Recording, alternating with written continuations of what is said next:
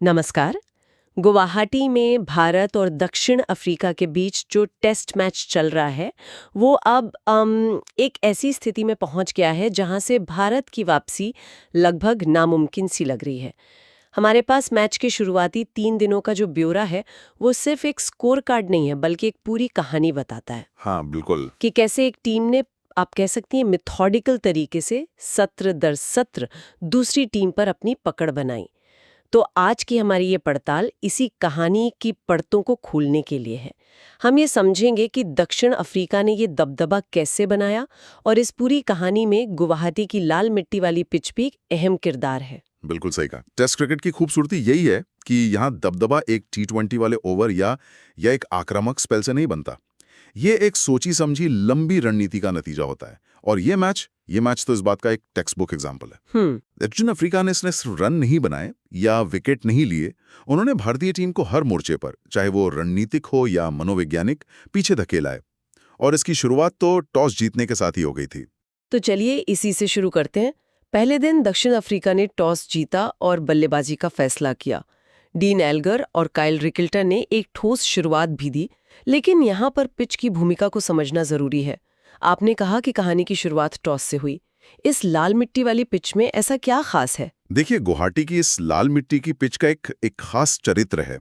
ये पहले 2 दिन बल्लेबाजों के लिए किसी जन्नत से कम नहीं होती। अच्छा। गेंद बल्ले पर अच्छी तरह से आती है, बाउंस भी कंसिस्टेंट रहता है, लेकिन तीसरे दिन के बाद इसका रंग बदलना शुरू हो जाता है। ये तेजी से टूटती है, इसमें क्रैक्स बनने लगते हैं और फिर ये स्पिनर्स के लिए एक जाल बन जाती है। ओ, मतलब चौथी और पांचवी पारी में यहाँ बल्लेबाजी करना लगभग नामुमकिन सा हो जाता है। और दक्षिण अफ्रीका ये बात अच्छी तरह जानता था। टॉस जीतकर पहले बल्लेबाजी करने का मतलब था कि वो सबसे अच्छे बैटिंग कंडीशंस का फायदा उठा रहे थे और भारत को चौथी पारी में इस टूटी हुई पिच पर बल्लेबाजी करने के लिए मजबूर करेंगे। मतलब ये कैलकुलेटेड मूव था, सिर्फ परंपरा नहीं। और दूसरे दिन उन्होंने इस कैलकुलेशन को एक विशाल स्कोर में बदल दिया। दिन का खेल तो पूरी तरह से दक्षिण अफ्रीका के नाम रहा और उन्होंने 489 रनों का पहाड़ जैसा स्कोर खड़ा कर दिया। लेकिन इस स्कोर के पीछे 2 बहुत ही दिलचस्प पारियां थीं। हाँ, और वो 2 पारियां सिर्फ रन बनाने के नजरिए से नहीं, बल्कि रणनीति के नजरिए से भी बहुत अहम थी। एक तरफ थे सेन्यूरन मुतुसामी। उन्होंने 109 रनों की एक बेहद धैर्यपूर्ण पारी खेली। उनकी रणनीति साफ थी, क्रीज पर टिके रहो, गेंदबाजों को थकाओ और एक छोर को एक दीवार की तरह मजबूत रखो। उन्होंने भारतीय गेंदबाजों को उस सपाट पिच पर मेहनत करने पर मजबूर कर दिया। और दूसरी तरफ से आया एक तूफान जिसका नाम था मार्को जैनसन। 93 रनों की पारी, सिर्फ 103 गेंदों में 4 बड़े छक्कों के साथ। ये तो बिल्कुल विपरीत अंदाज था। यही तो उनकी सोची समझी रणनीति थी। ये सिर्फ 2 अलग-अलग पारियां नहीं थी, ये एक good cop bad cop routine जैसा था। अच्छा। मुतुसामी की दीवार भारतीय गेंदबाजों का धैर्य तोड़ रही थी और जैसे ही गेंद पुरानी हुई और गेंदबाजों के कंधे झुके, जेनसन ने दूसरे छोर से हमला बोल दिया। मतलब उनको सांस लेने का मौका ही नहीं दिया। बिल्कुल, अपनी रणनीति बदलने का मौका ही नहीं दिया। जहां मुतुसामी उन्हें शारीरिक रूप से थका रहे थे, वहीं जेनसन उनका मोमेंटम और मनोबल तोड़ रहे थे। इन दोनों के बीच 170 से ज्यादा रनों की साझेदारी ने भारत को साइकोलॉजिकली बहुत पीछे धकेल दिया। ये भारत के लिए एक बड़ा साइकोलॉजिकल ब्लो था। सही बात है। ये क्लासिक 1-2 पंच था। और जब काइल वेरन और केशव महाराज ने भी आकर उपयोगी रन जोड़े तो स्कोर 489 तक पहुंच गया। दूसरे दिन का खेल खत्म होने तक भारत ने 9 रन बना लिए थे बिना किसी नुकसान के। लग रहा था कि तीसरे दिन एक मजबूत जवाब देखने को मिलेगा, खासकर जब पिच अभी भी बल्लेबाजी के लिए बहुत ज्यादा खराब नहीं हुई थी। बिल्कुल, लेकिन हुआ ठीक इसका उल्टा। जो हुआ वो एक क्लासिक बैटिंग कोलैप्स था। तीसरे दिन का सुबह का सत्र भारतीय टीम के लिए एक बुरे सपने जैसा था। 65 पर कोई विकेट नहीं था और देखते ही देखते 109 पर 6 विकेट गिर गए। स्कोरबोर्ड अचानक से बहुत ही खराब दिखने लगा था। और ये सिर्फ छोटे मोटे विकेट नहीं थे। केएल राहुल गए, साई सुदर्शन गए, ऋषभ पंत और नीतीश कुमार रेड्डी भी पवेलियन लौट गए। यशस्वी जायसवाल ने थोड़ा संघर्ष जरूर किया, लेकिन दूसरे छोर से कोई टिक ही नहीं पा रहा था। अगर हम इस कोलैप्स का पैटर्न को देखें तो ये सिर्फ बल्लेबाजों की गलती नहीं थी, ये दक्षिण अफ्रीका की सटीक योजना का नतीजा था। ये एक पेंसर मूव जैसा था। केशव महाराज ने एक छोर से फुटमार्क्स का बेहतरीन इस्तेमाल करना शुरू कर दिया था। वो गेंद को लगातार एक ही जगह पर टप्पा खिला रहे थे, जिससे बल्लेबाजों के मन में शक पैदा हो रहा था। बिल्कुल। और दूसरे छोर से तेज गेंदबाजों ने वेरिएबल बाउंस का इस्तेमाल करके बल्लेबाजों को क्रीज में पीछे धकेले रखा। नतीजा ये हुआ कि भारतीय बल्लेबाज ना पूरी तरह से आगे जा पा रहे थे ना पीछे। वो एक दुविधा में फंस गए थे और इसी दुविधा में वे अपने विकेट गंवाते गए। मतलब ये एक सिस्टमैटिक ब्रेकडाउन था, कोई अचानक हुआ हादसा नहीं। पंत और जायसवाल के जल्दी जल्दी आउट होने से तो जैसे भारतीय बल्लेबाजी की कमर ही टूट गई। बिल्कुल, वो 2 विकेट मैच के डिसाइसिव मोमेंट्स थे। अंत में वॉशिंगटन सुंदर ने 26 रनों की जुझारू पारी खेली, लेकिन तब तक बहुत देर हो चुकी थी। पूरी टीम 148 पर सिमट गई और दक्षिण अफ्रीका को 341 रनों की विशाल बढ़त मिल गई। खेल अब पूरी तरह से उनके हाथ में था।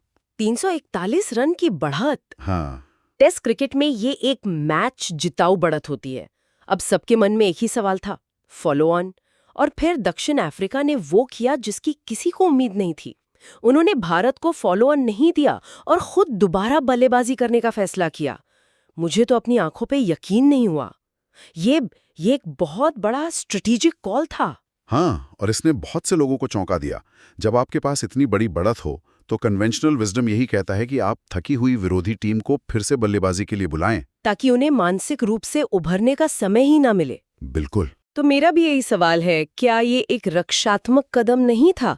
341 रन की बढ़त छोड़ने का मतलब है कि आप दोबारा अपने विकेट गंवाने का खतरा भी तो मोल ले रहे हैं। एक आक्रामक कप्तान तो शायद भारत को वापस बल्लेबाजी के लिए बुलाता। क्या वो कुछ ज्यादा ही सेफ खेल रहे थे? ये एक शानदार सवाल है और सतह पर देखने से डिफेंसिव लग सकता है, लेकिन अगर आप इसकी गहराई में जाएं तो ये एक बेहद क्रूर और आक्रामक फैसला था। क्रूर? हाँ, इसके पीछे 2 मुख्य वजह थी। पहली, अपने गेंदबाजों को आराम देना। भारतीय पारी को समेटने के लिए उन्होंने 83 ओवर गेंदबाजी की थी। इस मैच का असली हथियार चौथे और 5वें दिन उनके स्पिनर होने वाले थे। अगर वो फॉलो ऑन देते तो उनके गेंदबाजों को बिल्कुल आराम नहीं मिलता। सही बात है। इस फैसले से उन्होंने ये सुनिश्चित किया कि जब भारत चौथी पारी में टूटती पिच पर बल्लेबाजी करने आएगा तो उनके प्रमुख गेंदबाज, खासकर साइमन हार्मर और केशव महाराज, पूरी तरह से तरोताजा होंगे। ठीक है, ये बात समझ में आती है। और दूसरी वजह और भी ज्यादा महत्वपूर्ण है। वो सिर्फ मैच नहीं जीतना चाहते, वो भारत से ड्रॉ की हर संभावना छीन लेना चाहते थे। पिच अभी भी बल्लेबाजी के लिए ठीक थी। उन्होंने सोचा कि क्यों ना 40-50 ओवर और खेलकर 150-180 रन और जोड़ दिए जाएं और भारत के सामने एक ऐसा लक्ष्य रखा जाए जो मनोवैज्ञानिक रूप से ही उन्हें तोड़ दे। ओह!